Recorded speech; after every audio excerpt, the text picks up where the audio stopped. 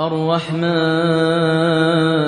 علم القرآن خلق الإنسان علمه البيان الشمس والقمر بحسبان والنجم والشجر يسجدان والسماء رفعها ووضع الميزان ألا تطغوا في الميزان وأقيموا الوزن بالقسط ولا تخسروا الميزان والأرض وضعها للأنام فيها فاكهة والنخل ذات الأكمام والحب ذو العصف والريحان فبأي آلاء ربكما تكذبان خلق الإنسان من صلصال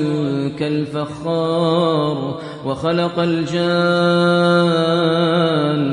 من مارج من نار